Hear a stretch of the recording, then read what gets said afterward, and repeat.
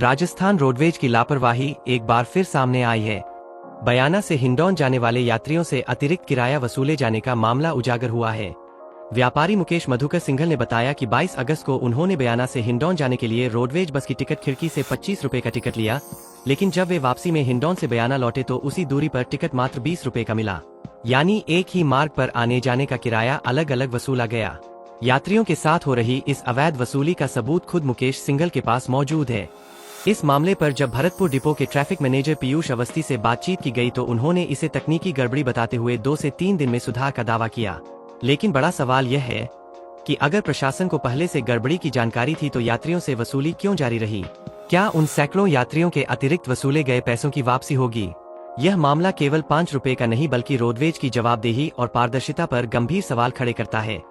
जब तक सिस्टम दुरुस्त नहीं होता तब तक न जाने कितने यात्री और अपना हक खोते रहेंगे। यात्रियों की मांग है कि इस गड़बड़ी को तुरंत ठीक कर दोषियों पर कार्रवाई की जाए और अतिरिक्त वसूली गई रकम पारदर्शी तरीके से यात्रियों को वापस लौटाई जाए। इसको मैं बयाना से हिंडौन के लिए गया था, घर से मैसेज भी गई थी जो महिला कंसेशन टिकट है और वो टिकट 25 रुपए का दिया। हम कह रहे हैं 20 रुपए का है पर वो मान नहीं रहा। हमारी मशीन जो कह रही है वो सही कह रही है, 25 रुपए दीजिए आप। 25 रुपए का टिकट दिया, ठीक है, अब हमने तो दे दिए। हिंडौन पहुंच गए, हिंडौन से जब वापसी आए तो वो 20 रुपए का टिकट दिया। वही भरतपुर डिपो पे टिकट है, दोनों सेम दूरी है, यहाँ 25 लेते हैं वहाँ 20 लेते हैं। ऐसा विसंगति क्यों हो रही है?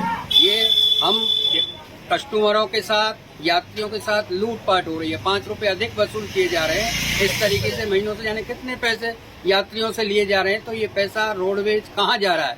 हमने जब ऊपर बात की भरतपुर डिपो में, वो बात ही नहीं करते, फोन को रख देते हैं।